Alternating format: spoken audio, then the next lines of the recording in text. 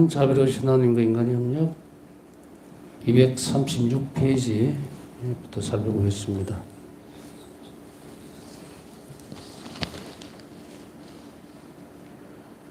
하느님 백성의 예언자직의 구원적 가치라는 제목으로 살펴보겠습니다.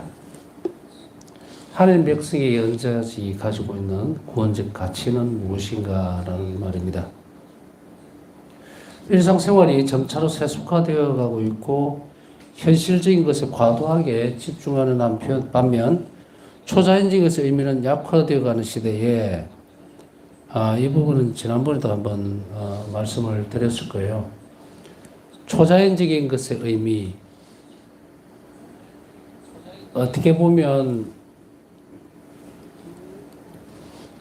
표현을 하기가 참 힘듭니다만은 우리가 어떤 상황에 놓였을 때 상상할 수 없는 어떤 일들을 딱 맞닥뜨리면 이런 표현을 쓰죠. 살뜰리는.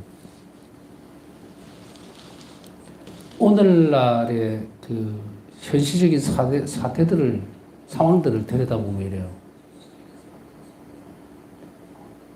이단적인 요소를 가톨릭교회에 반하는 어떤 부분들, 또 대표적인 부분들은 우리가 알고 있으니까 더 이상 얘기를 하지는 않겠습니다.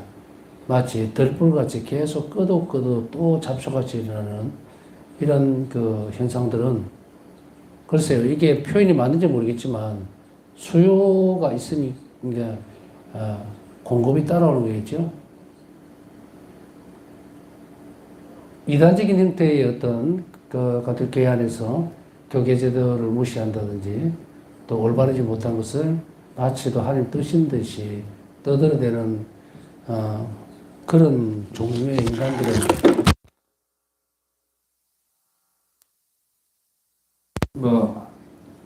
아주 오래 전부터 있어 왔죠. 오늘날에 있었어요. 문제만은 아니고. 사실은 진리에 반하는 이런 여러 가지 상황들이 초자연적인 상황을 방해하는 요소임에는 틀림이 없는데, 이 초자연적인 것이라는 것이 의미가 잘못 해석되어지면 마치 초능력인 어떤 부분들로 능력 위주로 돌아가는 위험성들이 굉장히 큽니다. 그래서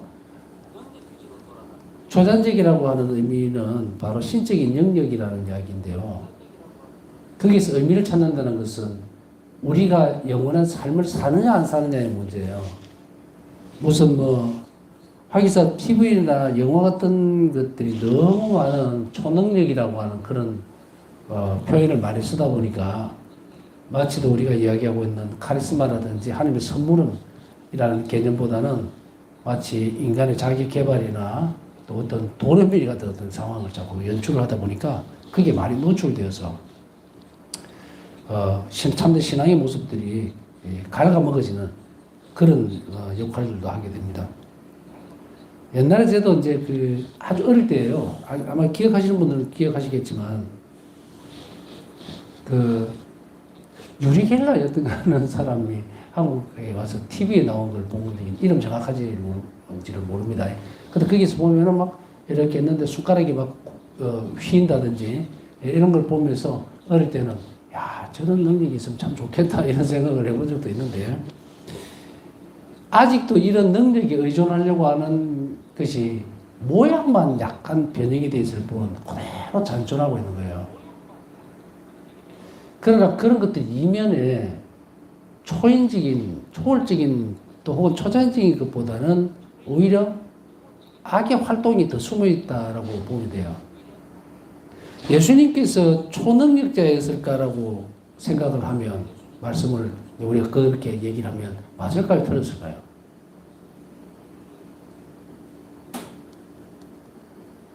신적 능력이라는 말을 쓰지 우리는 초자연적인 능력, 초능력이라는 말을 안 쓰잖아요. 예수님께서 활동하셨던 걸 보면서 와, 초능력자다 이렇게 얘기를 했을까?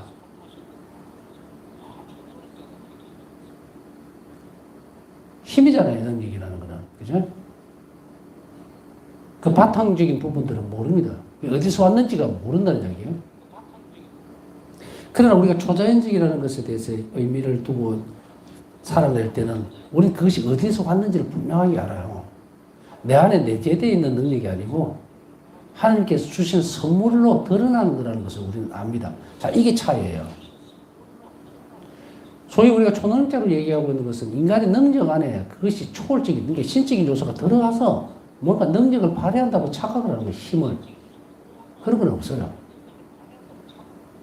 만일에 우리가 그런 것들을 할 수 있다면 우리는 하나님 안쪽의 선물을 그대로 전달하는 것일 뿐, 우리 그 자비 행위로 드러난 하나님의 초자연적인 모습이 드러난 거죠.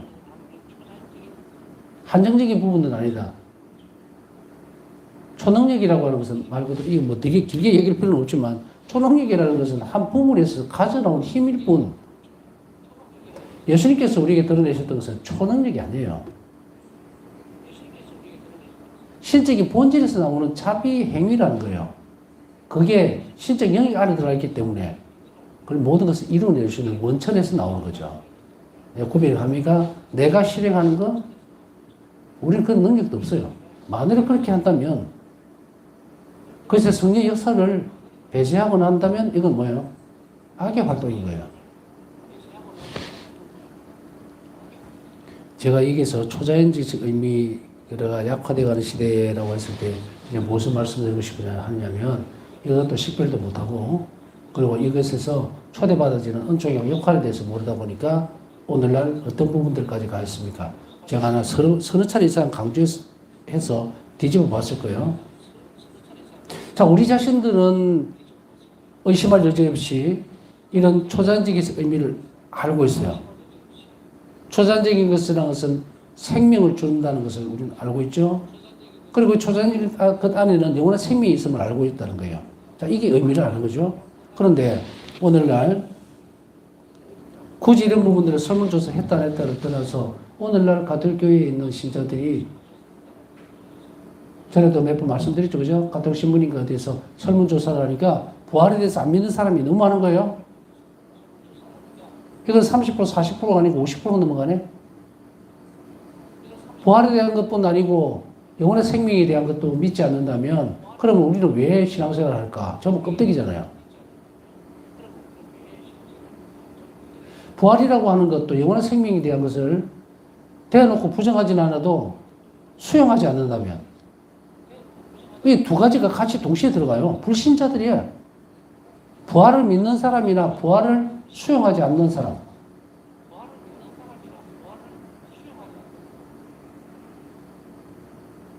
우리가 부활할 거라는 것을 안다는 것은 뭐예요? 뒤에 어떤 것이 있습니까? 심판 개념이라는 것이 있죠. 자신의 삶에 책임을 안 지겠다는 이야기죠. 영원한 생명, 우리가 영원히 산다는 것은요, 현재적인 삶에 엄청난 책임감을 갖고 살려고 하는 사람들이에요. 그래서 죄도 조심을 하죠. 왜냐하면 이 책임을 져야 되니까. 그런데 영원한 삶이나 죽음 이후의 삶이 없다고 믿는 인간들은 뭐합니까? 책임을 안 져요. 근데 사회 안에서 범죄 행위들 다 이것들에 의해서 이루어진 거예요.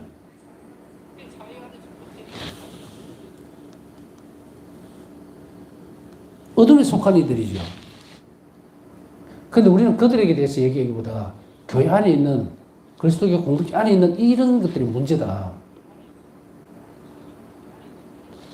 이 부분에 있어서는 지금 뭐 계속 나오고 있죠. 뭐 나주 율리아도 주교회에서 또 거론하고 이쪽에서 나오고 저쪽에서 나오고, 그러나 그 대표적인 어떤 부분일 뿐 나머지는 또 얼마나 많이 구석구석에 들어가 있는지 모르는데, 거기에서 오늘 하나 우리가 판단을 할 때 구별을 점을 주기 위해서 우리는 초능력자를 믿는 건지 아니면 초월적인 하느님을 믿는 것인지 분명히 해야 한다. 우리가 만약에 예수님을 초능력자를 본다면 마법사나 뭐 이런 사람으로 보는 건가? 초능력을 행사할 뿐 초능력 자체의 원천은 아니잖아요. 그죠?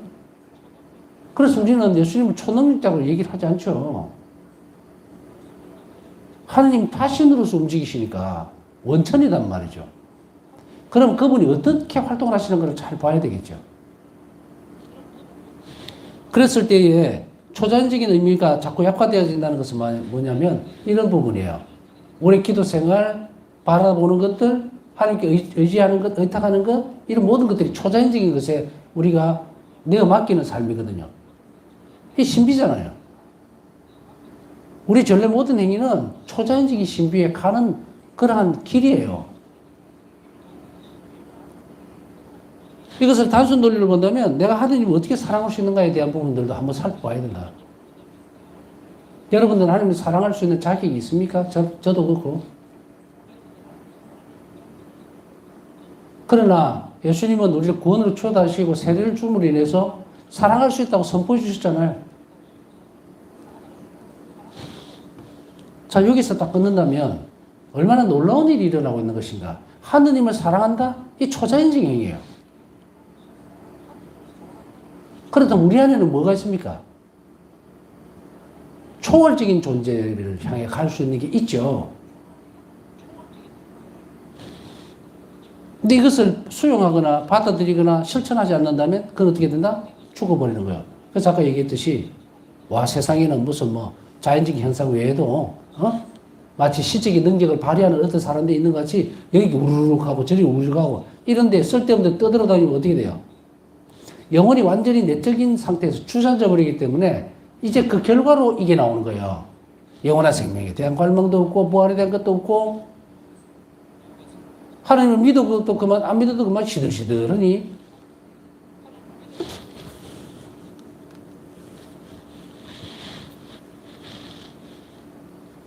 하나님을 믿고 받아들이는 여러분들에게 이 말씀을 드리는 이유는 여러분들이 그렇다는 게 아니라 혹시 그럴 수도 있죠.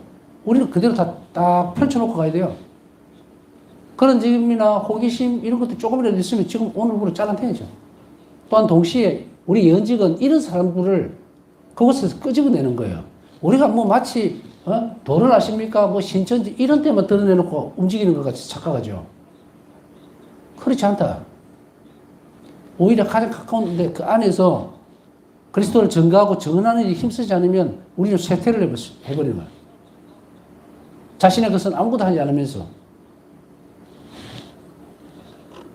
자, 이런 시대에 살아갈 때 우리는 이것을 분명하게 선을 긋고 넘어가야 된다. 예언직은 우리가 실행하지 않으면 어떻게 됩니까? 소멸되어 버리는 거예요. 직무유기죠, 직무유기.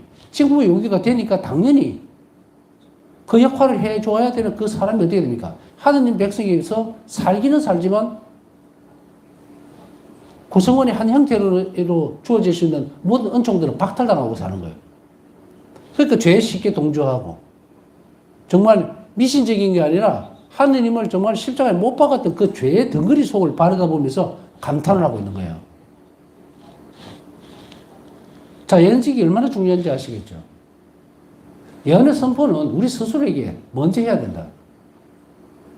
복음을 통해서, 강론을 통해서 선포되어지는 것을 내가 먼저 받아들이고 그걸 다시금 어떻게 해야 된다? 예언을 해야 돼요. 실행해야 된다, 이 말이에요. 들은 대로 선포하는 거예요. 자, 여기 문제는 바로 여기라는 거죠. 들음이 없어. 그러니 어떻게 돼요? 말할 수도 없어요. 그러니까 엉뚱한 쪽으로 계속 가면서 들락날락 하는 거예요. 자, 이제 선을 껐으니까. 그러면 이 시대에 하나님 백성의 예언자직은 아주 중요한 이슈가 됩니다. 저 그래서 말씀드렸습니다. 이슈가 돼요. 예언자직을 통해 하나님 백성은 온 세상에 외치는 하나님의 목소리가 된다.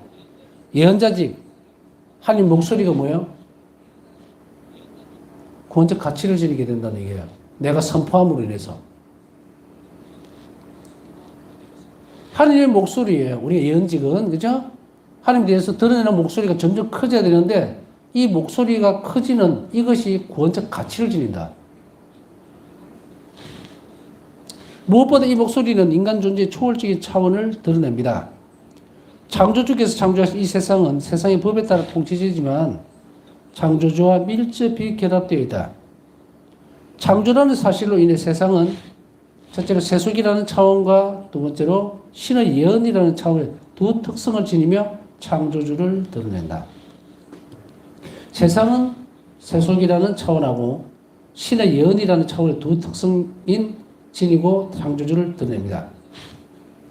이게 무슨 말인가? 세속적이라는 그 차원이 드러나요. 하나님과 창조주의 관계에서. 그러나 창조라는 사실로 인해서 이 두 가지가 같이 드러나는데 하나님의 예언이라는 차원도 또 드러납니다.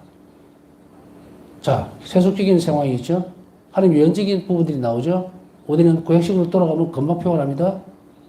많은 사람들이 원죄 이후에 세속적인 세상이죠.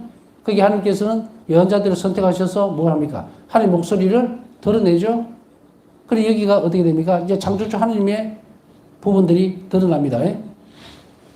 예언자들에 의해서 창조주 하나님이 이제 세속이라는 세상 안에서 모습을 드러내죠. 두 가지 차원이라는 이야기입니다. 세상은 인간 활동의 대상인데 이 활동의 효과는 위에서 언급한 두 차원을 인식하는 것에 달려있다. 이 차원들을 발견하고 인식할 수 있는 경우에만 인간의 활동은 세상의 변화와 발전에 봉사하게 된다. 간단하게 표현을 하자면 저는 이제 교리를 가르칠 때도 그렇게 가르치고 하는데 이렇게 해죠. 인간의 역사와 구원 역사가 있다. 이게 무슨 말인가? 그냥 내가 하나님 생각 없이 하나님과 아무 연관관계 없이 오늘 하루를 내 마음대로 사는 거예요. 생각하고 다투고 할 말 다 하고 싸움 박질하고 어떤 데는 그런 게 없다 하더라도 그냥 평탄하게 아무 일도 없이 그냥 하는 거예요. 그러나 아무 일도 해서 안 했기 때문에 평화로운 것인가? 여기에서 중요한 거는 오늘 하루 시간을 하나님께서 나에게 마련해 주셨던 그 시간으로 이식을 하는가 문제예요. 이거는 근간이 되는 것은 내가 창조주 하느님을 받아들이는 것. 다시 이야기하면 내가 하느님에게서 창조됐다는 것을 깊이 인식하는 사람일수록 하루를 살아내는 역사는 뭐로 연결이 된다? 구원의 역사로 연결이 되어 있고, 그래서 내가 기도를 하는 것이고 미사 참여하는 거고, 그죠? 이웃을 위해서 자비로운 일을 합니다. 그럼 그 시간이 어떻게 돼요? 구원의 시간으로 바뀌죠. 그럼 이 구원의 역사가 돼요. 오늘 하루는 나는 구원의 역사 안에서 사는 거예요. 하나님 안에서요.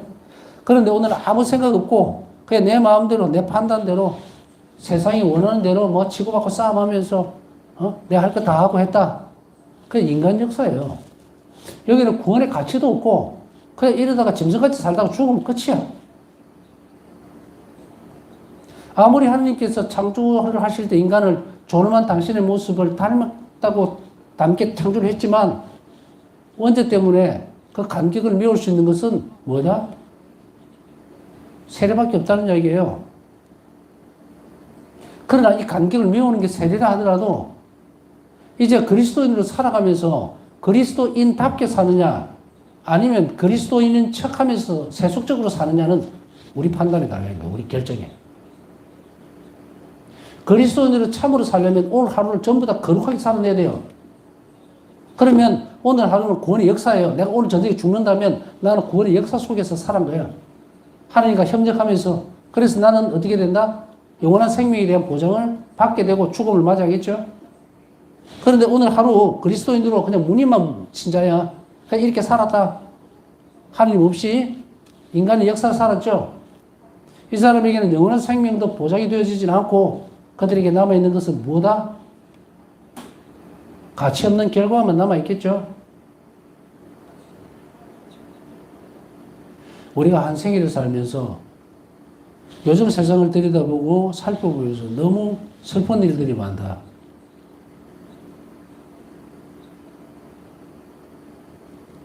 지나가는 꽃도 이렇게 툭 쳐서 떨어지면 꼭 찌꺼기면 너무 애처로운 마음이 들잖아요. 하물며 인간이 하느님을 모르고 또 어떤 세상에 살아가는 세속적인 사람들도 그렇다 치고 그리스도인들조차도 완전히 깜깜해요. 하느님도 모르고 우리 마지막이 어떻게 될지도 모르고 희망도 없고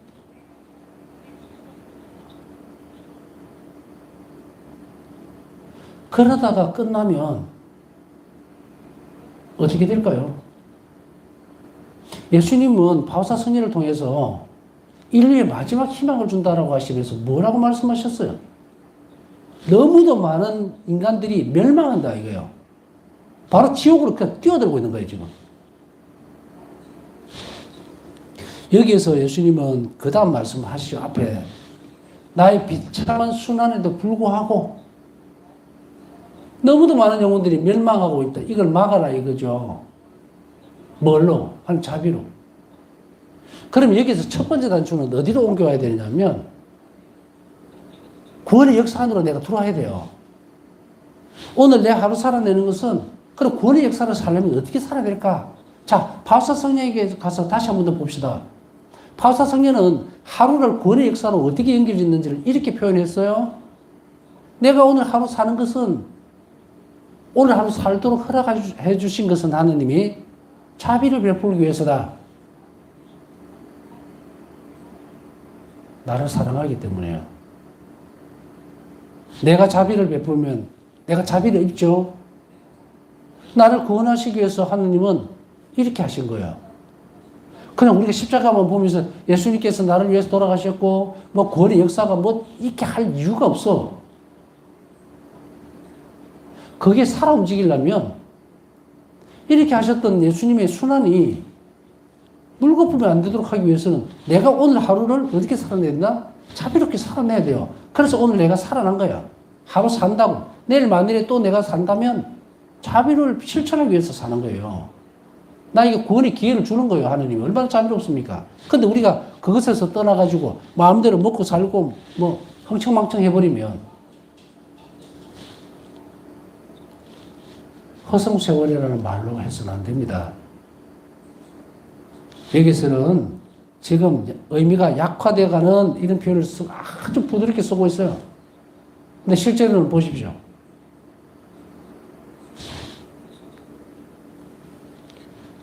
얼마나 많은 사람들이 멸망하고 있는가.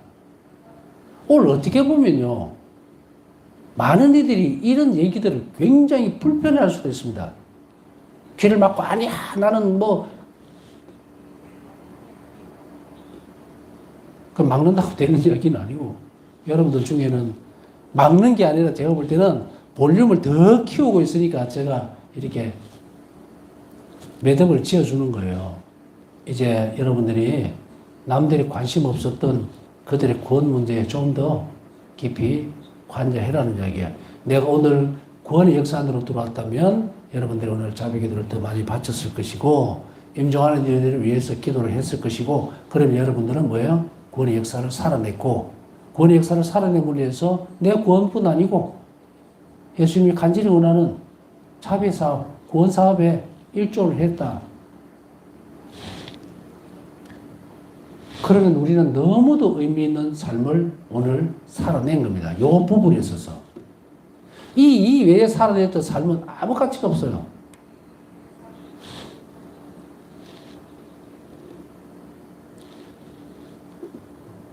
세상은 이렇게 창조주를 드러내고요. 이 차원들을 인식할 수 있는 것은 바로 인간의 활동. 세상의 변화 발전에 봉사하게 된다는 것은 이런 경우에만, 이걸 알아듣는 경우에만 할 수 있다. 이러한 맥락에서 연자직은 세상 현실에서 하느님 없이 자체적으로 이루어지는 인간 활동의 한계를 드러내며 이러한 활동이 파괴하는 것에 맞서 세상을 방어한다. 예언자직은 엄청난 거예요. 인간이 하나님 없이 저지를 놓는 지금 전쟁이 온갖 수많은 일들에 방어를 해야 돼요.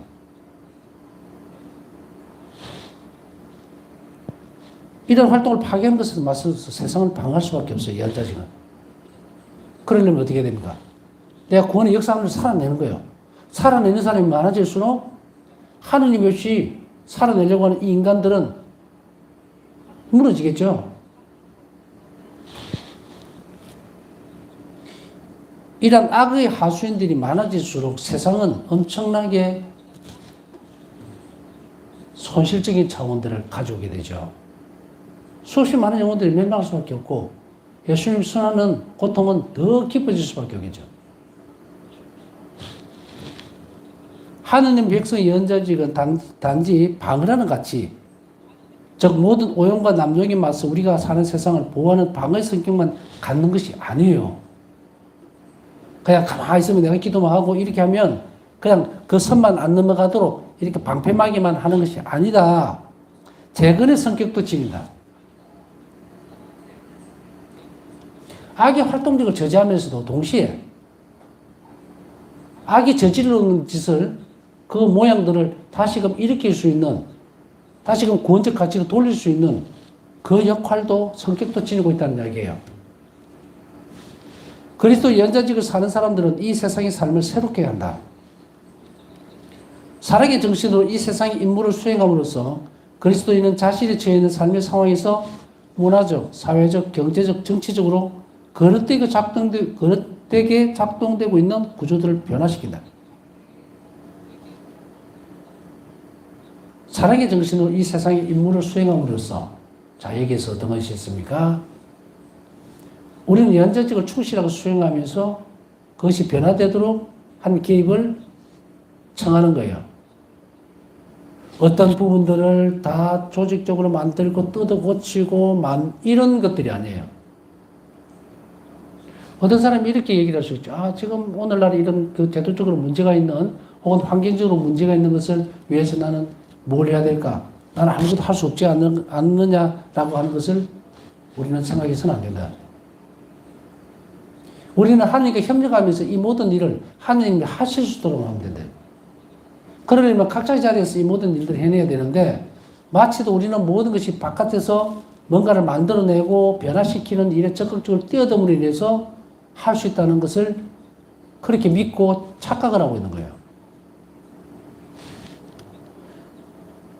그리스도인들이 자신이 처해 있는 삶의 상황에서 사랑의 정신으로 이 임무를 수행하면 됩니다. 예언직을. 하느님이 원하는 것이 무엇이며 하느님이 어떤 분인가 그리고 가치 있는 삶이란 어떤 것인가를 꾸준하게 이야기를 해주면 됩니다. 그리고 우리 스스로 그렇게 살아내면 돼요. 세상적인 것, 세속적인 것과 그리스도교적인 것의 가장 큰 차이가 뭐냐면 모든 가치가 사랑으로 합니다.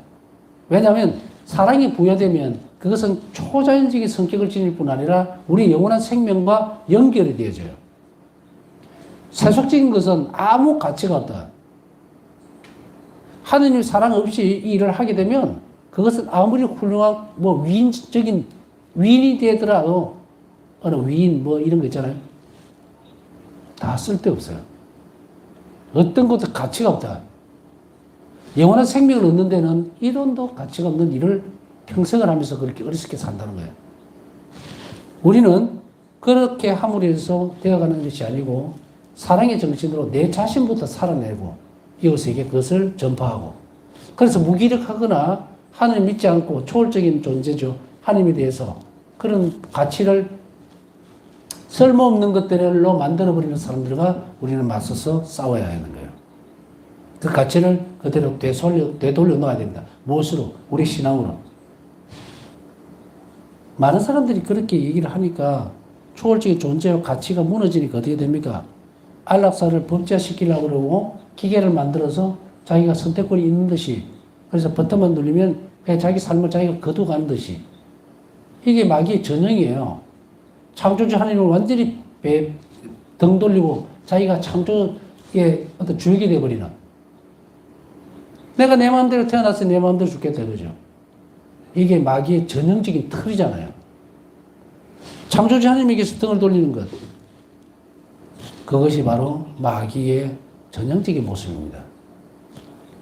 그것을 떼어놓고 창조주 하나님을 나는 반대한다가 아니라 어떤 사람이 누군가가 이런 이야기를 하면서 그 사람은 죽으면 끝이야. 그게 있다고 그래라고 할 때 그 사람은 단지 세속적인 어떤 정신으로 살아간다? 정신의 문제가 아닙니다. 하나님께서 주셨던 영원한 삶을 포기해버리는 것은 무엇일까? 악의 활동이에요. 그것을 우리는 거두어내야 된다는 것이에요. 그래서 이게 예언자적인 부분입니다. 그래서 우리가 가장 가치 있는 일들을 할 수 있도록 천천히 움직이고 식별하고 내 삶이 구원의 역사 안에서 살아내줘야 된다. 그들은 예언자직을 통해 사람들에게 자신을 초월하고 일상의 활동을 숭고하게 만들어 가기를 권고한다. 이렇게 하면서 그리스도인들은 평화와 행복을 보증해주는 불변의 가치를 전가한다. 평화와 행복을 보증해주는 불변의 가치. 전쟁이 없는 상황이 평화가 아니라고 그랬죠. 사랑이 없는 것이 바로 뭐다? 그게 지옥입니다. 그리스도인들은 이 가치를 분명하게 이 땅에서 드러내면서 참된 가치를 향해서 세상이 나아가도록 만들어야 합니다. 그렇기 때문에 평화와 행복을 보증해 주는 것은 불변의 법칙이에요. 그것은 뭐다? 하느님의 사랑이, 또 하느님의 사랑만이 그것을 보증해 주고 우리에게 줄 수 있다는 것을 분명하게 해주는 것이 우리가 연자직을 충실하게 이 세상 속에서 실행하고 만들어 놓아야 되는 그런 부분이에요. 자, 이것을 우리가 다른 말로 하면 결국은 뭐예요? 복음화입니다. 다시 돌아가면 또 복음화예요. 하느님을 믿게 만들 때 그 믿음이 어디에서 나왔는지를 분명하게 해나가면서 우리 삶에서 점거해내는 것. 그러기 위해서 우리는 오늘 무엇을 결심해야 되는가? 내가 지금까지 잘못 살아왔던 것이 있다면 구원의 역사 안에서 살지 못했다는 거죠. 내가 오늘 하루 이들에게 자비로운 일을 했다면 나는 하나님 구원 사업에 적극적으로 참여를 한 거겠죠. 그럼 그 시간이 구원의 역사가 된다. 구원의 역사 안에서 내가 오늘 하루를 살았고 그것을 가치를 지니고 있는 삶이에요. 그럼 오늘 아무것도 하지 않았다면 우리 나에게 주어져 있는 소중한 삶을 허비해버립니다. 아무 가치 없이. 무가치하게 만든 것은 아니었지만 내가 그렇게 만든 거예요. 그럼 어떻게 될까요? 우리는 하느님을 더 많이 알 수 있는 기회를 놓치게 됐고 하나님께 주신 은총을 받을 수 있는 기회도 놓치게 됩니다. 자, 이것이 우리가 행복해지지 못하는 요소입니다.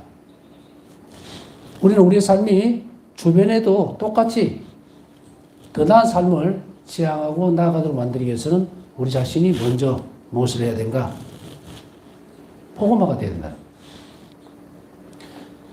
그것도 우리 신자들에게 저는 그런 본나신 할 때도 그런 말씀을 많이 드렸습니다.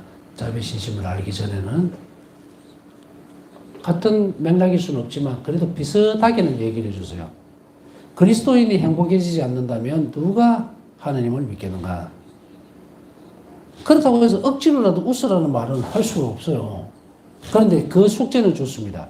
나는 하나님 때문에 행복한가에 대한 답은 항상 내려야 한다. 가장 중요한 거예요. 그리스도인으로 살면서 나는 하나님 때문에 행복한가?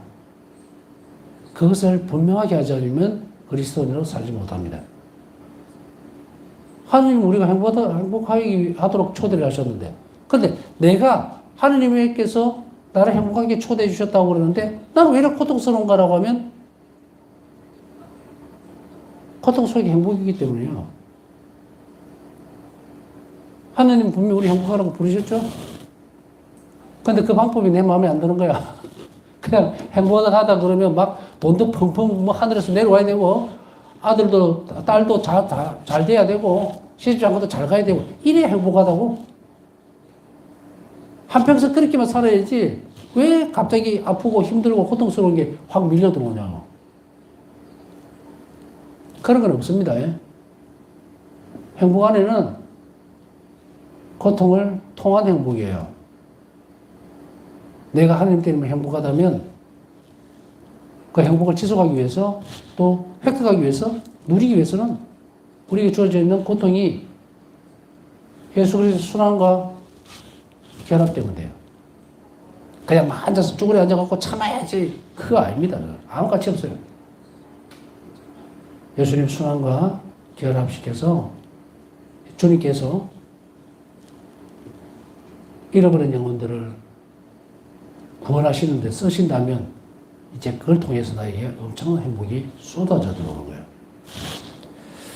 남은 시간 묵상하면서 오늘도 한 자비를 상하신 분들을 위해서 함께 기도 중에 기억해 주시고 또 특히 세계 평화를 위해서 함께 기도해 주시기 바랍니다.